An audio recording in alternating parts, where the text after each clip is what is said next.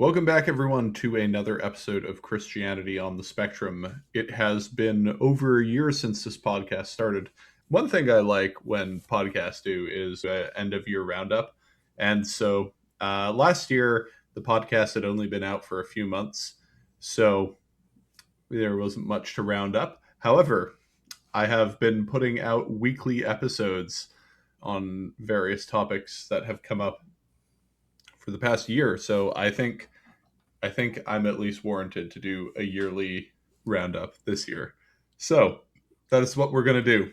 And to help me with that, we have returning podcast guest Greg. Hello. I'm glad we've established that I'm the guy that John calls whenever there's questions that need to be asked. Yep. He's my go-to miscellaneous sweep up episode podcast Yeah. guy.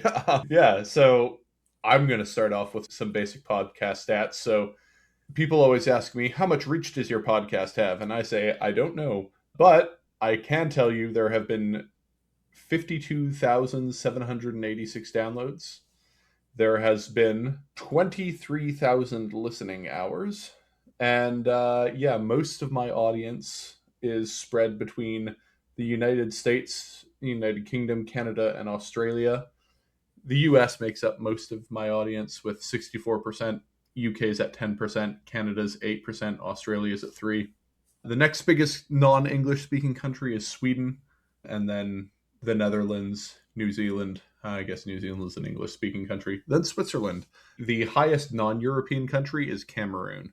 And the Cameroon stats were kind of funny because I was like, wow, is there a group of people in Cameroon who found my podcast and are all listening to it and enjoying it? Nope. Turns out it is actually like 3 missionaries in Cameroon who just listen to every podcast. So that's, yeah.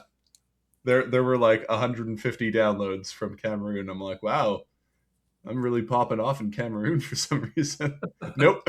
I am popping off with like 3 missionaries in Cameroon. That is what's happening. Anyway, yeah, so let's just start with the questions. Alrighty. The first question is, are you just going to keep going and doing one a week until you run out of topics? Yep. That's the plan. All right, next question. Or if I get bored, I guess. I don't know. People seem to be enjoying the podcast. I still haven't run out of things to say. I have like 26 episodes planned, like 26 different topical episodes that I have planned. I've got a big series planned on political affiliations. So autistic leftists, autistic centrists, autistic right wingers, and the various different sub factions within those. So that'll be like 2.5 months of podcasts. But yeah, my plan is to just keep going until I run out of topics, or I get bored, or I get hit by a bus or something. We'll see. All right. The next question is pretty similar. It's, what do you see as the future of the podcast, or what would you like to do after the podcast slows down and you're done with it? Will you keep doing advocacy and research, or how will that change? Yeah, I mean, it's a great question. Since doing the podcast, my research has slowed significantly, but also something that I sort of knew would happen, but didn't think it would happen this quickly. Like, I didn't think as many people would be listening to my podcast is I've unfortunately started to notice the influence of my podcast in the people that I'm interviewing in ways where interviews pre-podcast versus post-podcast are very discernibly different, even if they haven't listened to the podcast but were recommended it by a friend. They will start using vocabulary that I use in the podcast, or like mental models. Like, they will talk about a cognitive dissonance pressure cooker, and I'm like, where'd you get that from? There'll be things like that where I'm like, oh damn, I'm now researching a population that I'm influencing, which is, I mean, I personally find it a very interesting phenomena. And I'm actually going to, with this podcast, release another survey. And the survey will be for podcast listeners to track, just self-report how have your beliefs changed since listening to this podcast and what effect has it had on you? Those types of things. It'll all be self-report.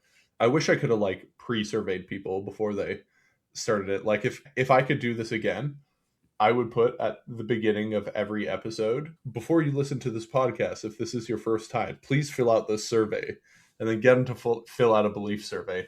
And then be like, hey, if after you've listened to the podcast for a year, please fill out this other survey. I kick myself like every week having not done that, being like, that would have been so cool to be able to get like better hard data. But I I guess now we'll have to rely on self-report, which is far less reliable.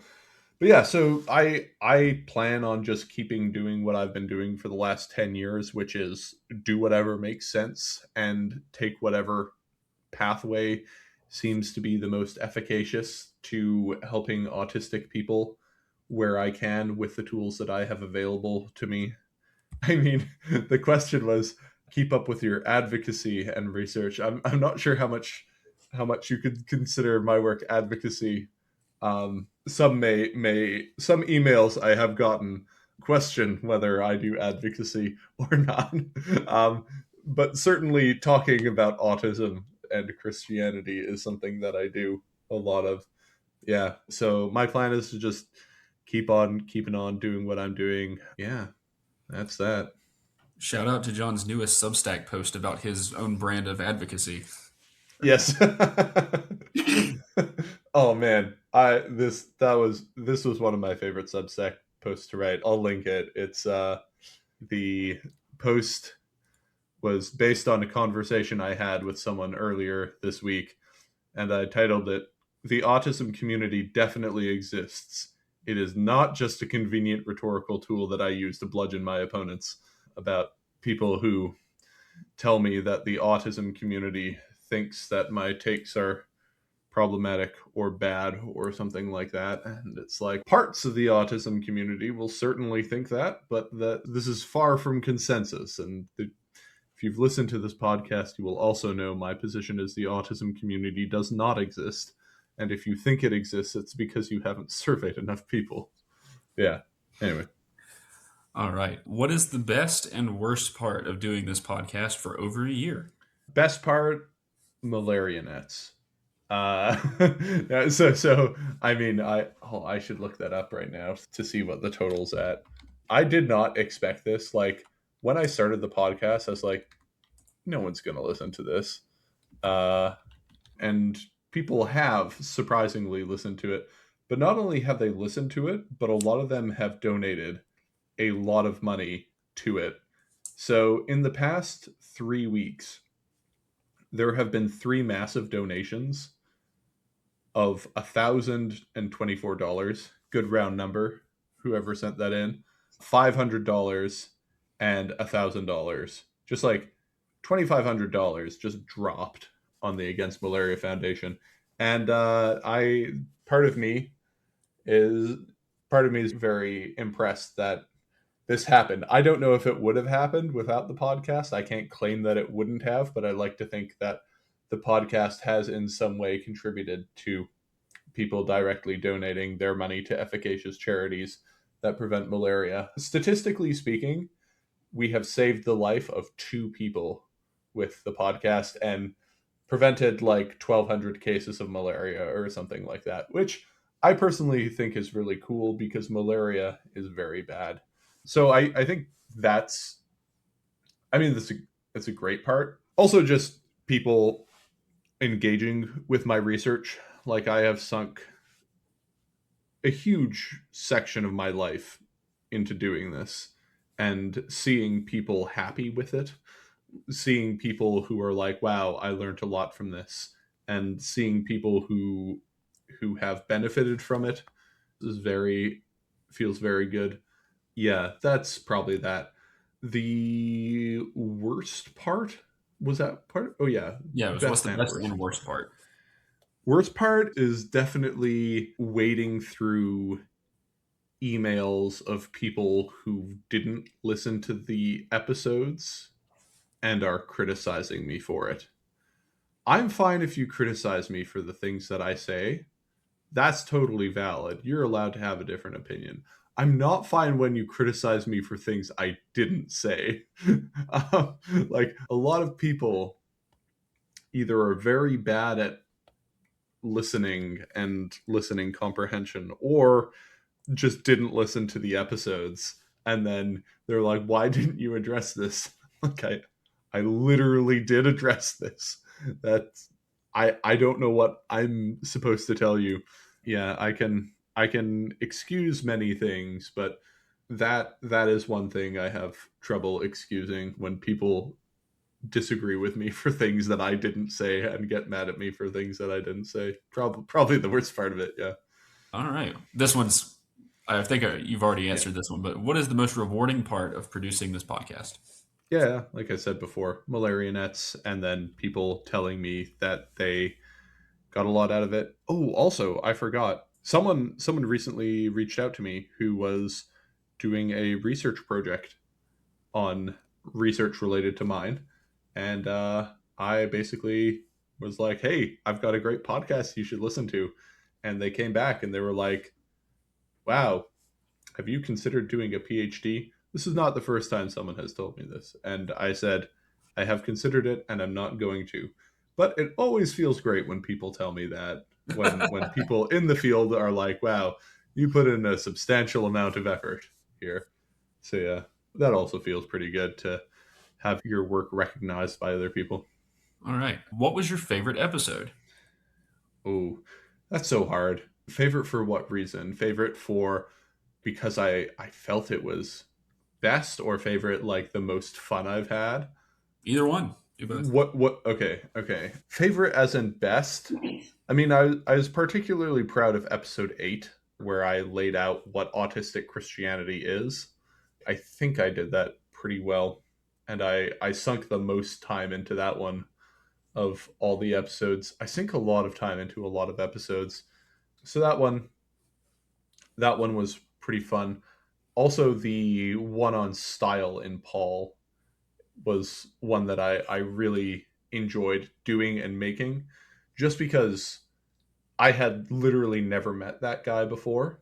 We literally, the day before recording, we met each other on Twitter, and both happened to do the same types of analysis and come to very similar conclusions, and sort of having that independent verification of your work and validation of your work was pretty cool, and being able to do that was very neat. And several New Testament scholars that I know retweeted it or recommended it. My favorite podcast endorsement so far has been from Andrew Relia, who wrote Lamb of the Free. He said, "This is a good episode." Yeah. And there is a non-zero chance that one of my favorite theologians, Douglas Campbell, has either listened to the podcast or at least heard of it. So I think favorite in that sense would go to the Paul one, but favorite in the one that I'm like most proud of would probably be like episode 8, where I talk about what autistic Christianity is.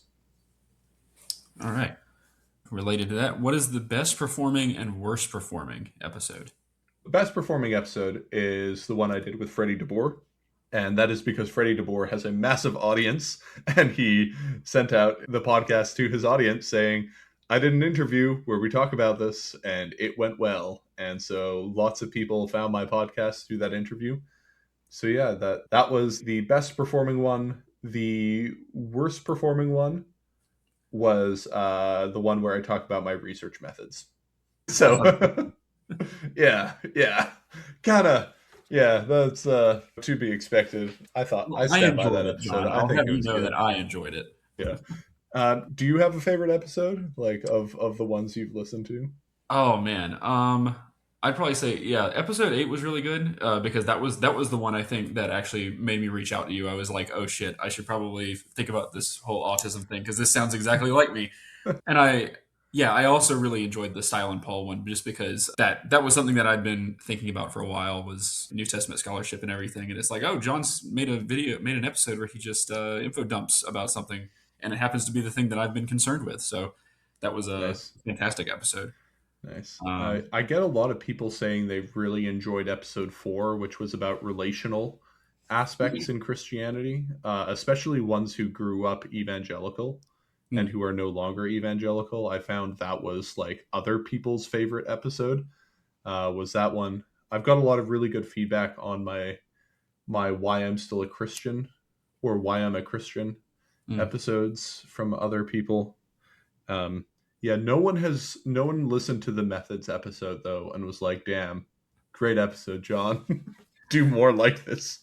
I will say also, I've enjoyed just like collectively all of your episodes on like the autistic community, like the fictional autistic community, and like The activism and stuff. politics of neurodiversity. Yeah, because that's something that I've just only seen like traces of online prior to this, and Yeah. so it's been a really great introduction to that as far as for my part, I guess. So that's one of the topics that I'm like really passionate about, but also know that a lot of people don't really like that topic. It's one of those things that I wish I could do more episodes on specifically, just because I don't know. Maybe it's because I feel like I wasted 10 years of my life doing that. And I look back at it and I'm like, wow, what a mistake that was. And have just a lot to say about the many issues that come sort of inherent to neurodiversity now that I've had like a good 5 years away from it, and I can look back at it with, I feel like I can look back at it more objectively. Other people might disagree with that, but I feel like I can look back at it and do a sort of post-mortem. There are a few really good articles that got published in 2024. One by Ari Neiman, who is the founder of ASAN, and one by Robert Chapman, who is this sort of like far left communist neurodiversity guy who blends in like left wing revolutionary politics with neurodiversity. And he wrote an article about how we need to move toward away from neurodiversity activism and towards neurodiversity power. And then Ari Neiman was like, no, we should keep doing neurodiversity. And I've been playing around with an essay, which at this point is far too long. It's 15,000 words. And it needs to be trimmed a lot, or maybe broken into several sub essays. That is my response to both Neiman and Chapman. So they both agree on one thing. And the thing they agree on is that neurodiversity as a movement has done very little effective. It's won the information war, but it has been unable to translate that information war win into material gains. And Chapman says it's because the neurodiversity movement is not radical enough. And Neiman says that it's because the neurodiversity movement isn't focused on making good policy gains and doing the slow and boring work through reforming existing institutions. It's sort of that like classic revolution versus reform debate. And I have written an article that's like, what if neurodiversity has stalled because it wasn't a particularly good idea to begin with? Maybe the reason we have failed to make gains is because this concept is sort of fundamentally flawed at its core. Anyway, so look forward to that, maybe. Alrighty, We'll coming to a see. podcast near you. Yeah. Have you changed your opinion on anything related to autism and Christianity since starting this podcast? Yeah. So since starting this podcast, I have become way more black pilled on the state of things. I was like, oh yeah, people will listen to this podcast and they will form reasonable conclusions about stuff. And this was not Classic the blunder. case. Yes, classic blunder. um, yeah, it's I've become significantly less optimistic on change. Is one thing that I think has happened. Not in like a bad way, but in more like I have readjusted my expectations for things. And yeah, so a lot of my sort of re-listen to or re-go through some of my notes from the first 10 episodes, because I recorded those a year before they were released. So it's been a year since I released those initial episodes. It's been 2 years since I recorded them. And I've changed a lot in the way that I think about things. I like to think for the better. I'm not sure for the better. I never saw myself as becoming an influencer in the autism space. Like saying that word makes me feel gross. But to an extent I am. Like whether I want to call myself that or not, produce information in order to change people's minds and do it in the public sphere on social media. And going from cold, objective, removed researcher to person who now actually has to get his hands dirty and change people's minds about things has definitely, I would probably redo those first 10 episodes differently, or at least the vibes would probably be a lot different in those first 10 episodes. I think I was very positive in a way that I would probably, I don't know, maybe I would still do them similarly. I still stand by everything I said in those episodes. Like I don't think I said anything that's wrong or that I've significantly changed my mind on. It's just I think that if I were to redo them, I would have emphasized a lot of other things more than the things I did. All right.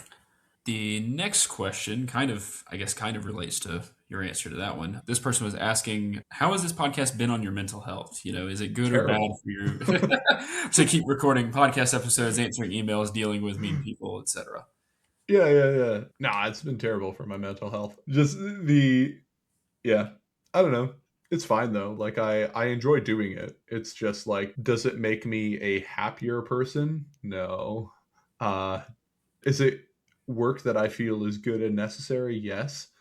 But like, I don't know, you can only get like so many emails from people straight up not understanding what you're saying and then getting mad at you for not saying the thing they wanted you to say for before it starts to get to you. And just like, I don't know, people can get quite upset with you for for saying things that I mean, a lot of people get emotionally attached to their autism identity. And so when you say something like, hey, maybe you should be thinking more critically about this, that can be quite upsetting to them. And they let you know by email. All right. There's also an aspect of like, you look at it and it's sort of like the futility of it all. Like, am I actually making a difference? Am I actually moving the ball forward? Am I accidentally moving the ball backwards without realizing it?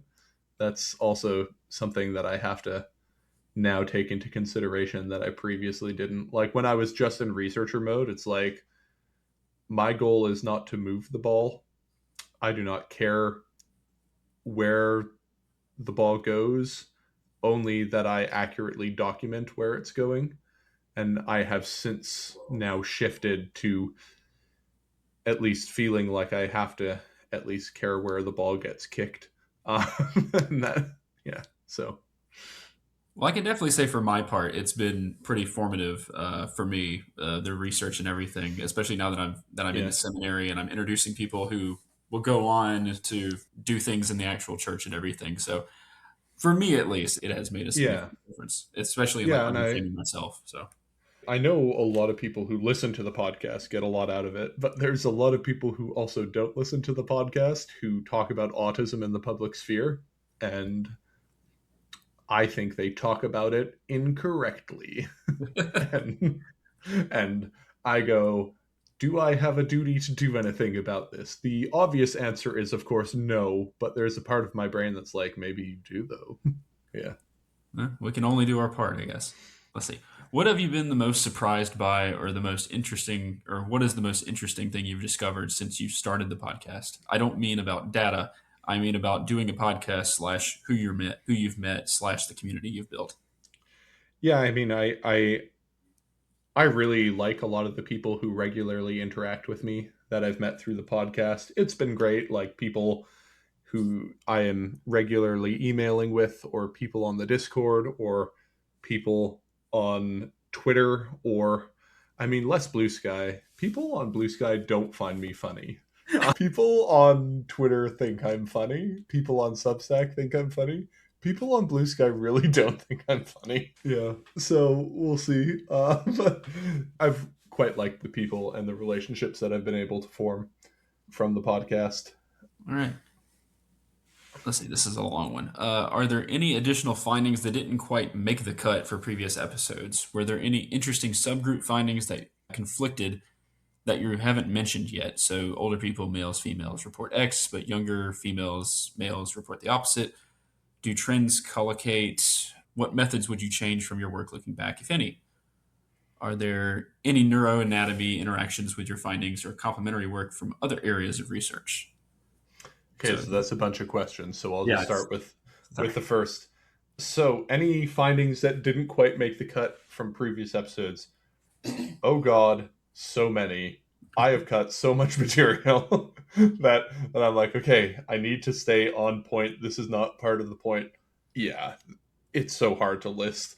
And just like episodes that I've recorded and have not published or will not publish or have I mean, I'm not just talking about the ones that I won't publish yet, but just like the podcasts I've recorded where it's like I think this one's going to stay in the vault.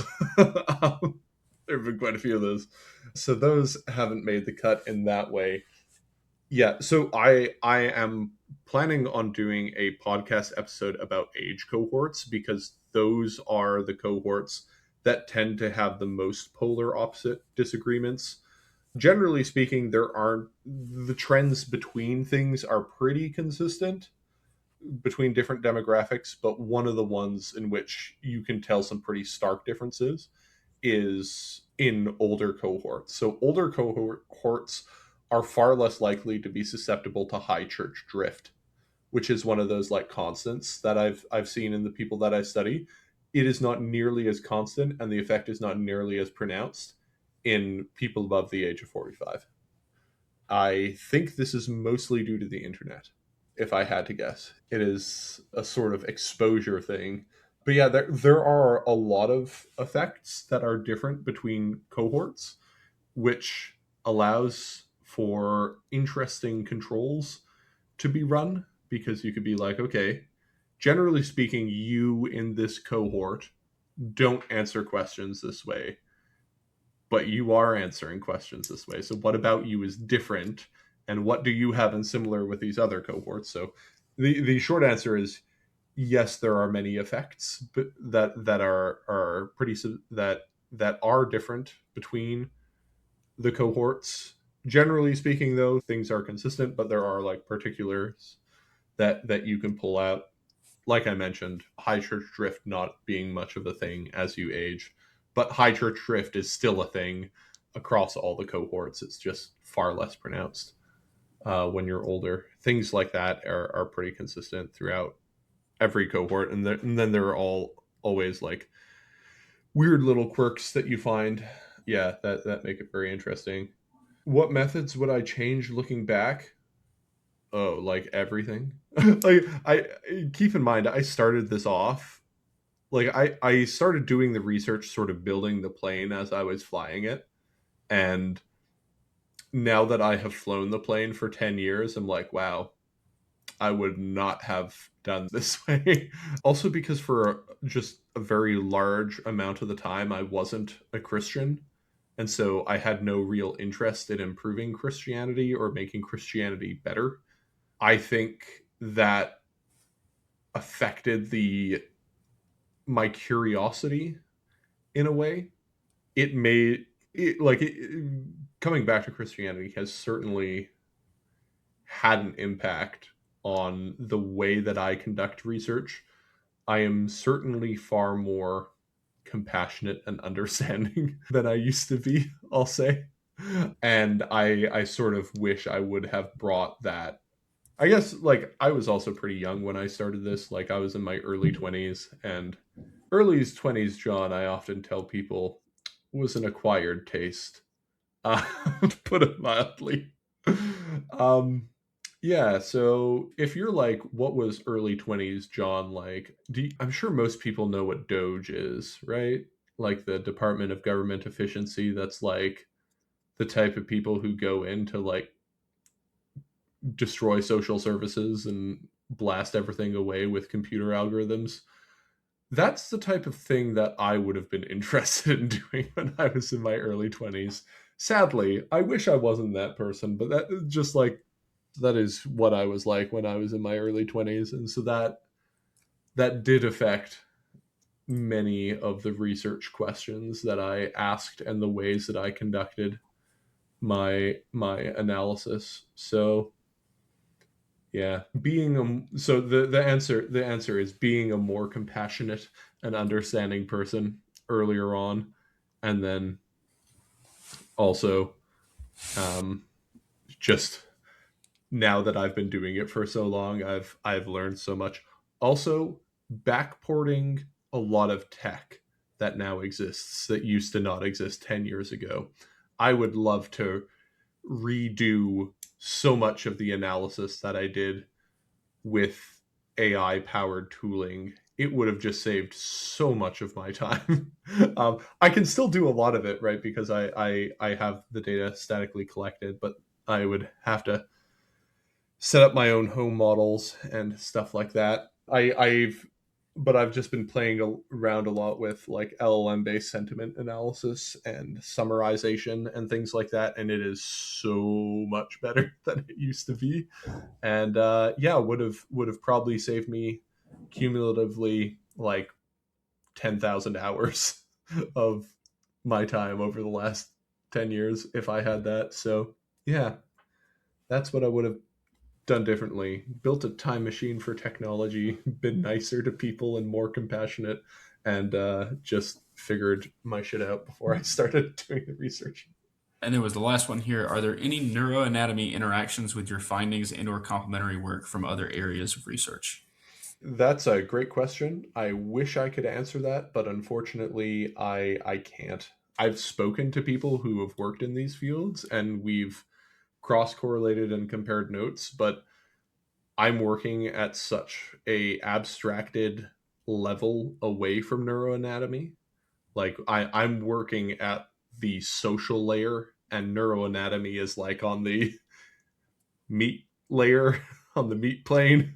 And so it's like if you think of the layers of abstraction stack, I'm working at like layer 7 of abstraction, where neuroanatomy is like at layer 1 of abstraction. And so the merging of those two fields is very difficult to actually see. What that means is you need to get an MRI and start running people through it while you ask them questions for your podcast. I have so many doubts and skepticisms of fMRI studies just from a lot of autism research sucks. Like just it it's just not good. Anyway, the autism fMRI stuff is you should be skeptical of it, I'll say, or skeptical of the strong conclusions drawn from it. Some of it's fine, but sometimes people make really specific conclusions that they should not be making with the data that is available to them. Many such cases. Next one. I know we talked about which books autistic people brought up most often in their interviews, and I half remember there were some challenges to answering questions about those books. But do any stand out to you as particularly interesting or representative inclusions that you haven't mentioned yet on the pod? I am, despite all my preferences, asking for vibes here rather than data. Yeah, so there is just a lot of standard theologians that I haven't met. So like your John Wesley's that people will read, or Aquinas gets brought up a lot. I don't know. Here's the thing. I don't know half the time if they've actually read Aquinas or if they like the aesthetics of saying they've read Aquinas. Is one of those people that you can never tell, like sort of like Karl Barth, like in certain circles, pretending that you've read Barth is about as useful as actually having read Barth. I mean, to be quite frank, I think you could just pretend to have read Barth and get away with most of it most of the time. Yeah, so those come up a lot. A lot of apologetics books come up, especially with young men.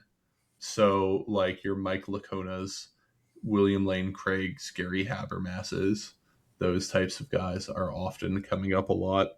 Lydia McGrew sometimes comes up, which just like breaks my heart. Undesigned Coincidences is such a poor historical reconstructive methodology that when people use it, it hurts me on a personal level. It's like, I don't know. I'm trying to draw like a good analogy for this.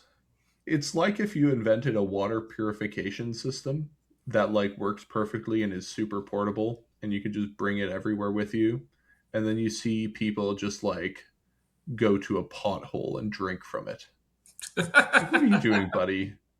There's a water filtration system. It works. It's free. Go use it, please. And they're like, "No, I need my pothole water."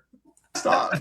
Stop drinking the pothole water, man. There's so much better things you can do with your life. It'd be better if you just didn't drink this. Then anyway, yeah. So that comes up a lot. Kierkegaard also comes up a lot. I quite like Kierkegaard, but Kierkegaard comes up an awful lot, especially in people who are either reverting to Christianity or who are converting to Christianity later in life. I haven't really talked much about Kierkegaard, but he comes up a lot as well. Could it be worth doing an episode on the favorite historical theologians of autistic people at some point? That does seem like an episode worth doing. Yes, that is a good idea. I probably should do that. All right. Uh, what is the best book you've read this year related to autism and or Christianity? Um, Definitely the I mean, I don't. liberation one. Yeah, yeah. Uh, check out that review to learn how much I enjoyed that. I think Spaces on the Spectrum by Catherine Tan was my favorite one that I've read. I quite liked Amy Lutz's book as well, although I will admit that one was like personally pretty painful for me to get through, mostly because she was talking about things that happened in sort of my era of neurodiversity activism and being like, yeah, that actually kind of screwed up our kids in a bad way. Don't. So, I mean, that was but yeah, Spaces on the Spectrum, I think, is probably the my favorite book related to autism and or Christianity. It's not at all related to Christianity. It's just about autism, but I think it is a fair treatment of the subject. All right. Have you seen any movement among pastors and churches to become more accommodating since you started this podcast? I don't think my podcast has nearly enough reach to hit at that level. Most of the people who listen to the podcast are not pastors, but are the congregants who try to convince their pastors to listen to the podcast, and then their pastors don't. I mean, I think like right now, the best hope we have is to do what I'm currently doing with you, Greg, which is to send sleeper agents into seminaries and get them to infect their classmates with effective ways of thinking about cognitive developmental disorders and things like that, rather than the ways that they might be taught. Um, Playing the long game there, doing the Trojan horse play through Greg the seminarian. I have convinced several of my classmates to listen to this, and they Yeah, enjoy your podcast very much. good, good. So hopefully there's something going to come from that. So Yeah, but I've had a few pastors and priests reach out to me. They're all autistic though, so that's cool. with killing it with some particular sections of the autism clergy. One trend I have noticed: progressive pastors often don't reach out to me. The ones that are reaching out to me skew conservative. Um, I have not met many progressive pastors that have reached directly out to me, like by email or something. Ones that skew conservative, quite a few have though. So anyway, yeah, I don't know Interesting. why. What Especially are because like the podcast itself is not very particularly conservative in its disposition. So anyway, what are three specific things churches and Christians can do right now to be more welcoming to autistic people? listen to the podcast. No, um, Read your I mean, Substack. yeah, Buy yeah, more malaria nets. yeah, yeah. Listen to the podcast, read the Substack, buy malaria nets. No, I mean that would make one particular autistic Christian's life better if you did that. I'm not sure it would have as wide impact as you're hoping with this question, but to this autistic person listening to the podcast, subscribing, rating and reviewing positively, leaving comments to help the algorithm, all those things, and supporting the Against Malaria Foundation, or buying merch from our merch store. Oh, sidebar. One of my favorite episodes that I forgot to mention was the fanfic one. That I thought it was so fun. I thought it was so funny that we got the Acts of Paul and Thecla fanfic on the podcast. Just things I would have never thought possible before starting a podcast. Instant classic right there. Yeah. Anyway, so no, to actually answer the questions, like the biggest one is nobody knows what autism is or how it works or how it functions. So that, and then everything else is sort of downstream of that.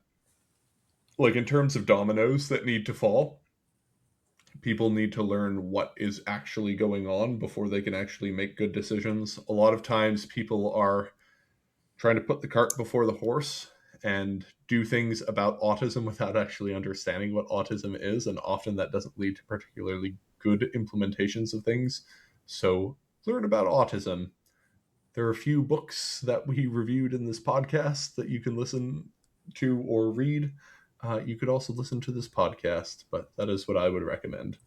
This is a meta question. What are the 5 most frequently asked questions you get from listeners? Okay, so this is just off the top of my head. I haven't actually counted these. So, number one question: how did you find my childhood diaries? Are you following me with a drone? How did you get so accurate? It's actually the most frequently asked question that I get. Like, how did you know this? The answer is I basically did an intelligence collection program on autistic Christians for 10 years. That's how I did it. Yeah. So that's the most one. The next one is, can you help me?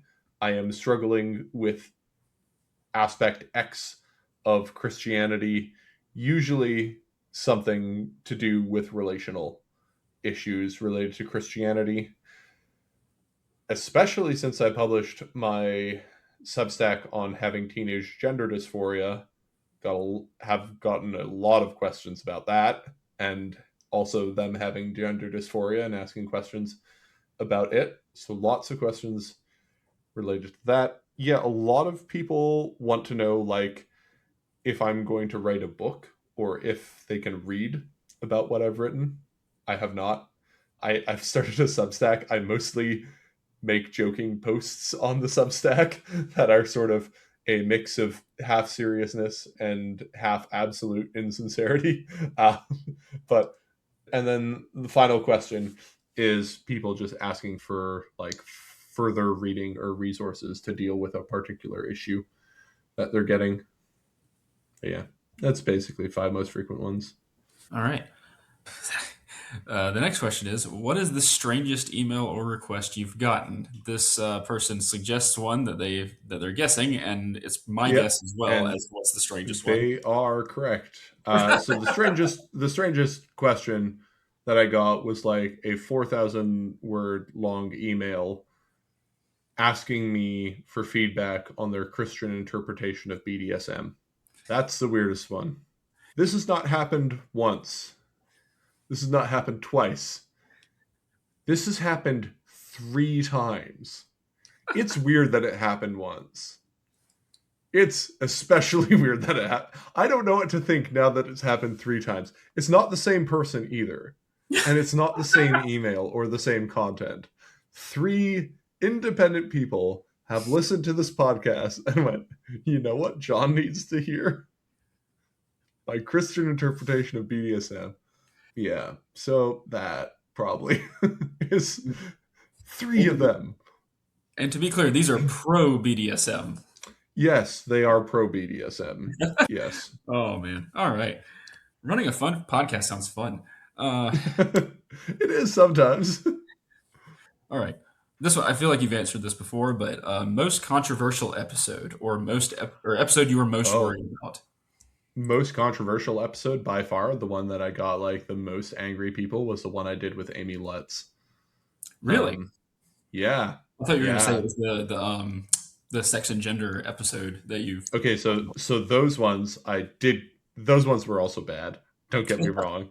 But I actually, before this, I just looked at emails and counted them.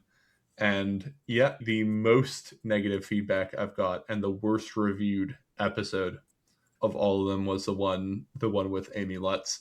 And then it was the gender and sexuality ones. Again, here's the thing. The gender and sexuality ones, a lot of the feedback I got were from people who didn't listen to them.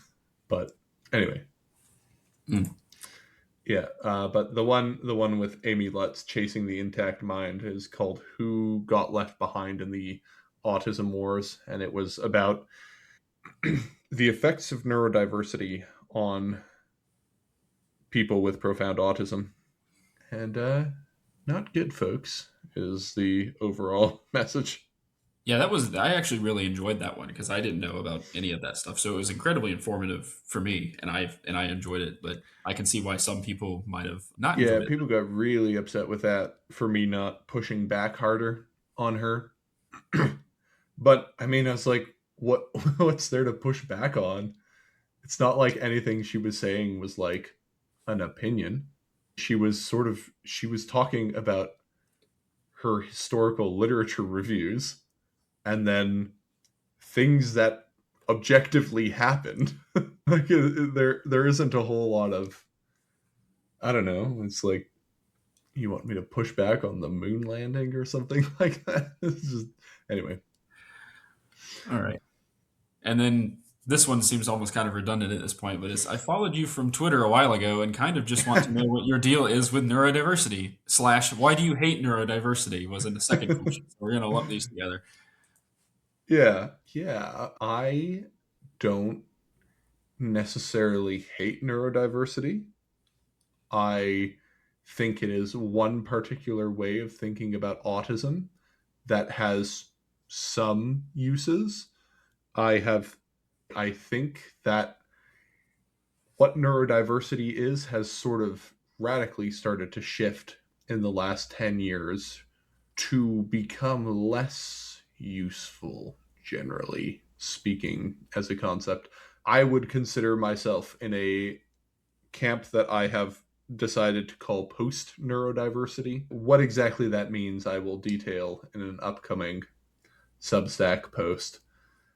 But, or maybe a podcast episode if people want to hear about it in a podcast episode. But yeah, I think there are a lot of genuine critiques of the neurodiversity movement and its sort of foundational assumptions and why it makes those assumptions, and more specifically, the way that it has been operating in the last 10-ish years and the conclusions that it makes. I think my biggest critique is one, neurodiversity is so broad. Like it covers everyone. Like to the point where it's like you have people who are on completely opposite ends of the brain continuum that are both united here, like schizophrenia and autism, not closely related. In fact, negatively correlated. Both neurodiverse, and both have very different effects and require very different treatments and all sorts of things like that. Yet, we are all under one banner. And then I think a lot of neurodiversity has basically just become a hug box for people where it tells them. I have a joke that it's Karl Marx and it says neurodiversity is the soul of the soulless condition. Oh, what is it? I'll find it one It's the second. sigh of an oppressed world. It's the opiate of the masses. I Yeah, think that's the full yeah, quote. yeah. It's the opiate of the masses quote. I'll find it. Neurodiversity is the sigh of the oppressed creature, the heart of the heartless world, the soul of the soulless condition. It is the opium of the people. And I very much feel like that is what neurodiversity has become. Which isn't to say that opium is a bad thing. Like, opium is a very good thing for pain management, basically, is what I've come to as our neurodivergent bestie, the Apostle Paul, once said. When I was a child, I thought like a child, I acted like a child. But when I became a man, I put away my childish things. And I feel like I'm in that place with a lot of neurodiversity, mostly because of what the movement has become, not what the movement initially set out to do. Yeah, All right. just bad. Right. And I have no idea who asked this, but they're saying, when are you going to release those episodes that you recorded with me, you coward? I know exactly who, and I put it in the document just so I could say never. You know who you are.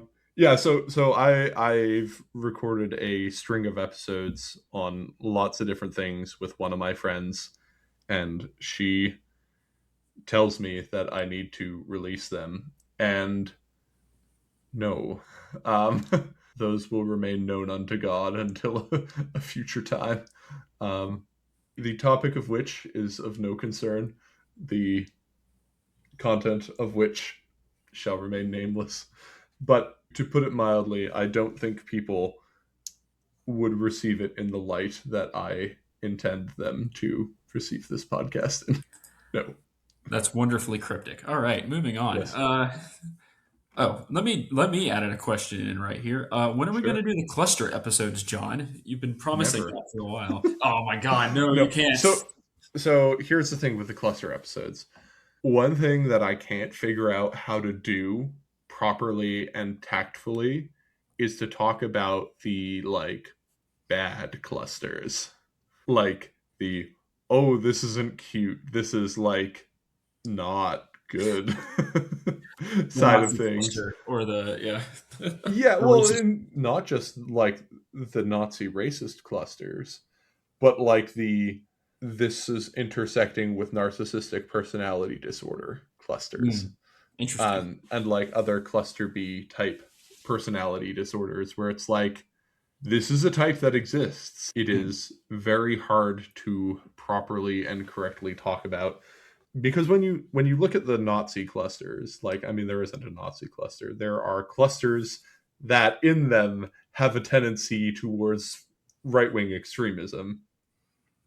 But those clusters also have people who are on the left and in the center. But there are sort of obvious clusters of a certain type of person who has a certain type of disposition, who is definitely autistic, but has some things going on with them that it's very difficult to do it properly, but also honestly, and it feels wrong to exclude them from the cluster list because they are very much part of the group. It's just like I don't want someone to listen to that episode and feel like it's a personal attack on them for something they can't control.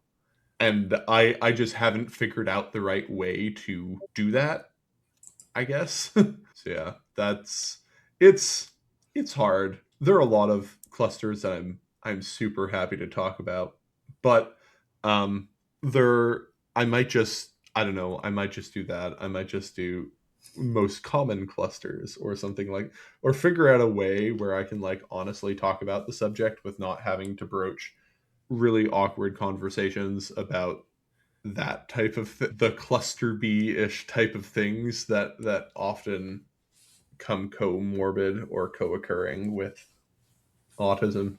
Anyway, that's I have prepped the episodes. I don't know how to do them. Fair enough. Fair enough. Coming to a Yeah, podcast near you, maybe. All right. maybe sometime. Let's see. Is there anything you recommend for figuring out living with various symptoms or presentations of autism? The one reason I bothered trying to find autistic people online so many years ago is in the hopes that I'd learn ways to manage executive dysfunction and sensory sensitivities. And, well, I have not found anything so far, but my search has been disorganized. Maybe you know of something. So the difficulty is this is like super personality dependent. This is sort of one of those things where some things work for some people and just don't work for others. Unfortunately, within the autism space, the stuff that I need does not exist. One of the reasons this podcast exists is because I wanted to make something for people like me who would think and process and understand things like me. And I have not found that for things like executive function or sensory sensitivity. Everything that I find is in the sort of neurodiversity, yay, there's nothing wrong with you, it's something wrong with society type of things. And not like, I don't know. I don't find that stuff particularly helpful to me personally, but yeah. Sorry, I can't help you much with that. Following up on this, what do you think of the connection between autism and connective tissue disorders? Is there anything to that? Yeah, there is something to that. The reasons why are kind of complicated. Right now, we don't know exactly why. We have quite a few different theories as to why, but that there is a connection is something that is known.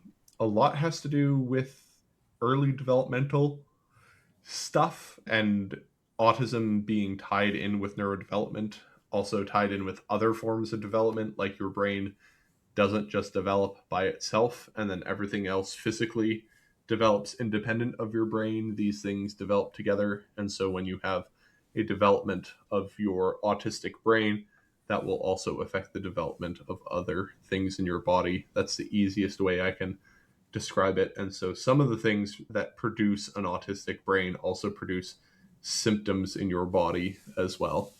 Right. Why do you hate mouse studies? Why do I hate mouse studies? Because they suck. No, I don't hate mouse studies. I hate when people overinterpret mouse studies. Mouse studies are great. We should do more mouse studies.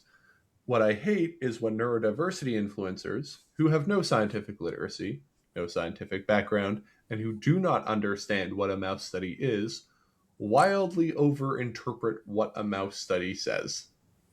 That's what I hate. Yeah. So I don't hate the study. I hate scientifically illiterate people misreading the studies. Is there like a specific example you can give of that? Like a time when someone wildly overread a mouse study? Oh, yeah, yeah. Quite a few of them. Let's see. I have them in my notes somewhere. Okay, you know what? I'm not going to find the specific one. But yeah, I'll give you an example. A autism neurodiversity influencer posted a study about PTSD in mice and how that's related to autism and anxiety. And you need to ask yourself things like, how do mice get PTSD? And how is that different from a human getting PTSD? And do you think there might be some differences between a mouse getting PTSD and a human getting PTSD? What even is an autistic mouse is something that you should ask yourself. Like, how did they determine that this mouse had autism? It knows all the types of cheeses, obviously, by Yeah, name, and knows all yeah. their Like, did characteristics. they set up a train set and like wait until the mouse started playing with the train set? And if they spent too much time playing on the train set, they take it out and put it in the autism mouse. No, like so there are actually answers to these questions. The answers actually are the mouse itself isn't autistic. The mouse has certain cognitive characteristics that somewhat mimic autism in humans. What they are doing here is preliminary studies because you can do a lot of things with mice that you can't do with people. They are looking for a starting point to initiate human research. This is nothing to do with humans. Like what what does a social disability mean to you? What does it mean to not pick up on social signals as a mouse when your primary social senses smell? Just think about that for a second. Mice are primarily olfactory social creatures. Humans are not. How does autism translate across these contexts, or does it even translate across these contexts? And it's like, the answer is, well, they kind of do, but not in nearly as straightforward a way. And a mouse study is basically not to say that we found anything in humans or this is how it looks in humans, but we can't run this study 10 trillion times on human infants, but we can do it on mice. So let's just do that and let's start to look for a place to initiate human studies. That's what a mouse study is for. Anyway, I don't hate mice studies. I hate when people don't know that about mouse studies and read into them that we've found a huge link between PTSD and autism. We have not. Fair enough. All right. You heard it here first, folks. Mice cannot have autism. They haven't taken enough Tylenol yet. Exactly. Exactly. All right. These next questions are just miscellaneous. Several of them are jokes, so let's just work through them. Speaking of Sure. Tylenol, how much Tylenol can I consume daily and still resist getting into Warhammer 40k? None. So Warhammer, the temptation to play Warhammer 40k when you're autistic never goes away. People say it goes away. It does not go away. It just lies dormant. It's like trying to change your sexual orientation. You can't do it. You can't fight it. There's nothing you can do to stop it. You just need to learn to embrace it. So there is no amount of Tylenol that you can consume that will make you want to play 40k, or no amount of Tylenol that you can abstain from that will remove your desire to play 40k. Yeah, it just that's not how it works. Sorry. It came free with your autism. Yes. Suggestions on ways to get out of the job application ring of hell and start working in tech again. How opposed to killing people are you? Because if you aren't, NSA, military, Palantir, they're hiring. Unfortunately, the tech market right now is sort of in the garbage. So unless you are already a senior engineer, we are currently in a place where AI is replacing many of our junior engineers, which means it is only the senior engineers left, with the hope that AI will one day be able to replace them, but without considering that if they can't replace them, how are we going to get more senior engineers in the future if we don't hire new junior ones? Anyway, it's a whole thing. But yeah, so Army, Navy, Air Force, NSA. That's Plantier. Yeah, get into defense contracting. There's going to be a lot of war and a lot of money to be made off it. You might as well get in the ground floor. Uh, no, I'm sorry. I don't have any actual good advice for you. John says, weaponize your autism today. Yes, yes, exactly. All right, from the Discord. I do not have the money for 40k right now, by which I mean my hobby money is already committed to TTRPGs. But this server has gotten me curious about which I'd play if I'd had the money. I like the idea of the Zinch, the Tau, or the Eldari, but I don't know if they're actually any fun. You're the 40k guy, so maybe you would know. So which one of those three do you think is the most fun in 40k? I'm biased towards Tau because I quite like the Tau and I quite like the aesthetics of the Tau. I will say, people misunderstand the Tau. I People know think that the isn't Tau that are like a space cardinal sin communists. among 40k players is liking the Tau. I thought you're supposed to hate the Tau. Well, yeah, I mean it is if you care about such things. I don't. People think the Tau are space. Here's my thing about the Tau. People think the Tau are space communists. They are not space communists. They are space NATO. Like they aren't communists. They're essentially NATO in They're like space. liberals, aren't they? They're more closer to liberals Yeah, than the exactly. CDs. Exactly. They are like neoliberalism's strongest warriors. Who are neoliberalism's strongest warriors? NATO. Tower NATO. Anyway, the naming conventions of their warships is also very NATO like, versus the actual communists are the Eldari. I mean, it really depends on what your playstyle is. So, personally, my playstyle is I like sitting back and shooting things. And so I go with the Tau. But I don't know. It depends. What's the deal with the Zinch? I've never even heard of them before as a casual Zeech 40k is viewer. the chaos god of Ah, change. mm. So lots of like magic or psychers and stuff like that, and chaos related stuff. I'm not a big fan of chaos in 40k. I think the whole universe would be improved by removing chaos. Like the setting itself, you mean? Yeah, but removing the chaos factions. This is my 40k hot take. I think that a grim, dark satire of fascism completely fails when you have something that is like legitimately the big bad evil thing worse than literally everything else that legitimizes the existence of the fascist state. Like, you can't satirize something that has a legitimate purpose for existing, which is to save humanity from like literal evil incarnate. Like it doesn't thematically work for what Warhammer 40K is trying to do, I think. And it would be like humanity is the bad guys and everyone is the bad guys. It's like, well, no, they're kind of not the bad guys in the narrative where chaos exists or where like the Tyranids exist. Like these aren't local regional threats that they have to deal with. These are existential humanity ending threats. And so you can always look at the fascist horrors of the empire and go, well, this is actually justified because chaos.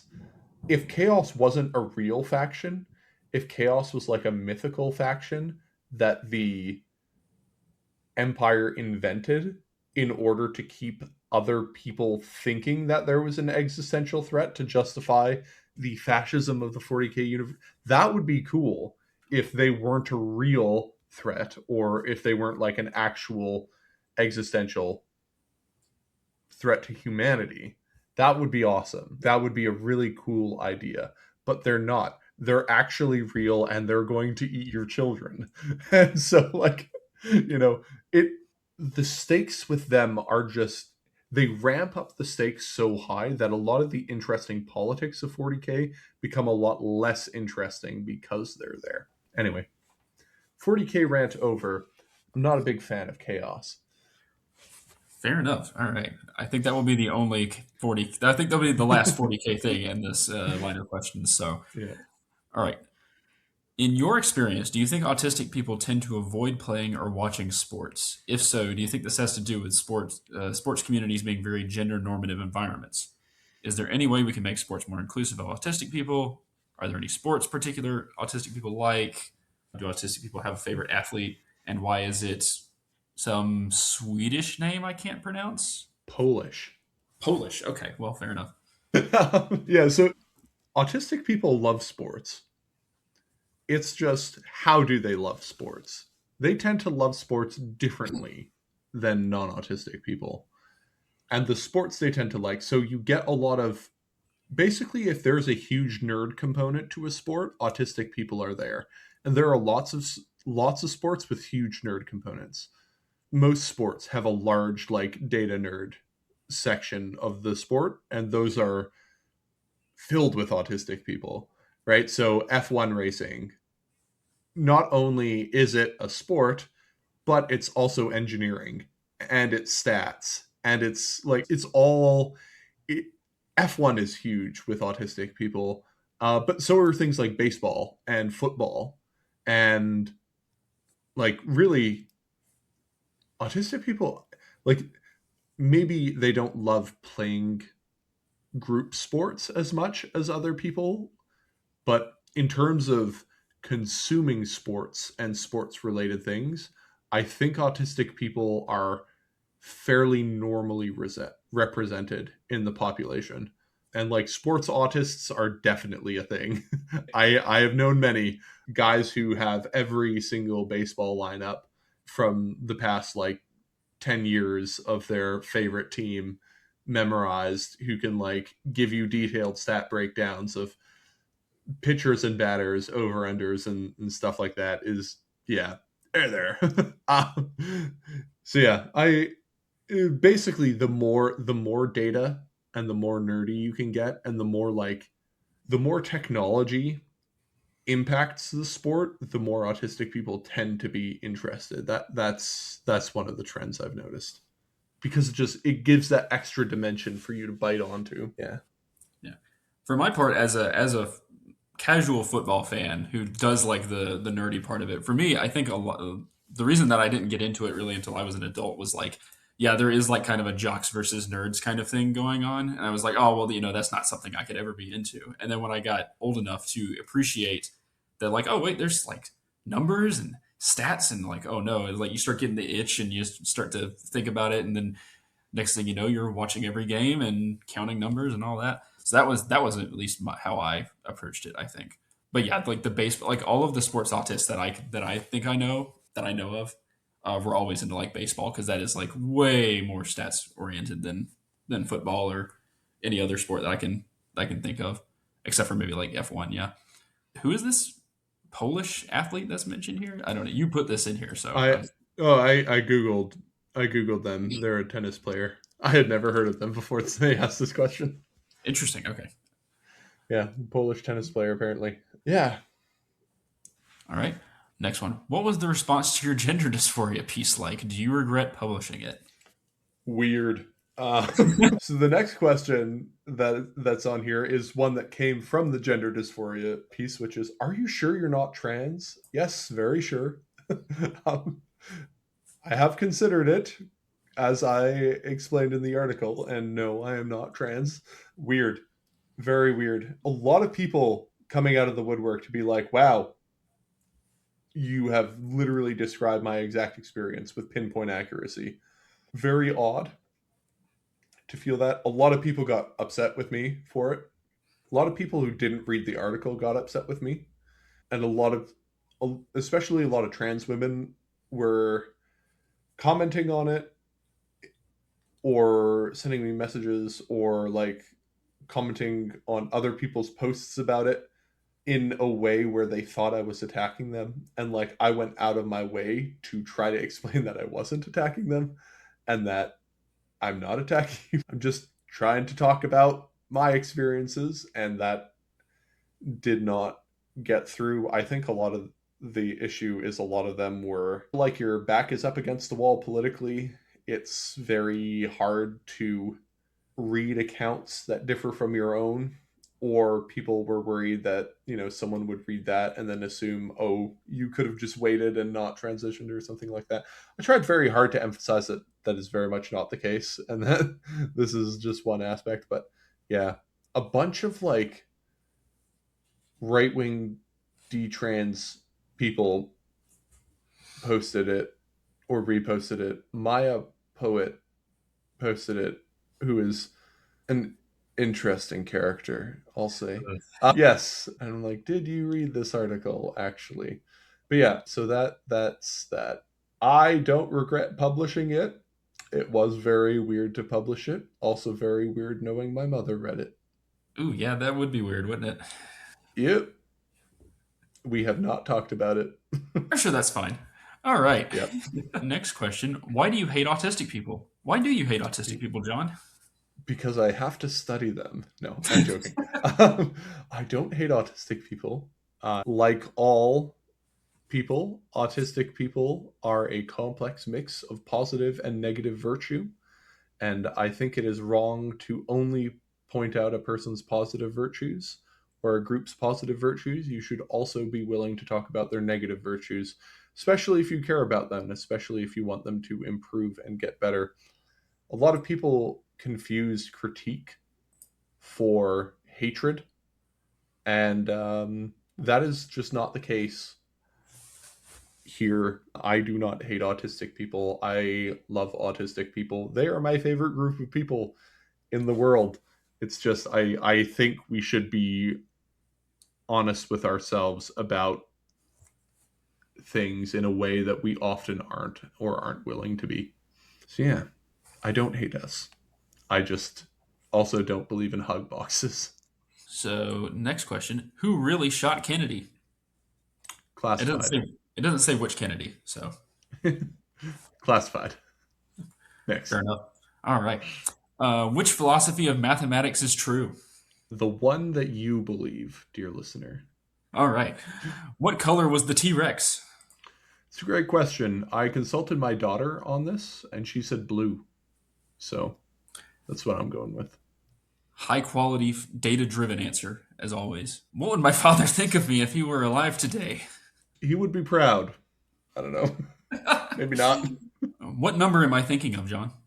19. Ooh, so close. It was 67. Damn. Ha! Wow. That Got one's for the the kids at clean home number. listening. Yeah. Got him. All right, and that Okay. appears to be it. All right.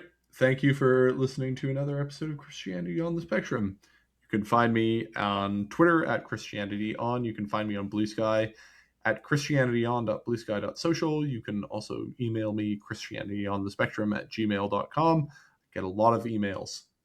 Since this is the year-end roundup, forgot to mention, guess how many emails I got from this Oh, podcast? do you want me to actually guess? Yeah, Um, oh man, I'm thinking like in the range of like 20,000. no, that's way over. Oh, okay, okay. I was shooting for I the moon. yeah, yeah, I like, got like 853 people reached out to me by email. that's Uh, still. I guess I yeah, was overestimating the number of BDSM yeah, manifestos. no, I got 853 emails. It's a lot of emails for a year of podcasting. Ratio of Anyway, positive to negative. Do you think? like 90 positive, 10 negative. Oh, that's good. Yeah. Yeah, yeah. It's negativity bias though. It's a real jerk. Anyway, that's it. Send me emails. I will try to respond. Like I said, I get a lot. Yeah. See y'all later.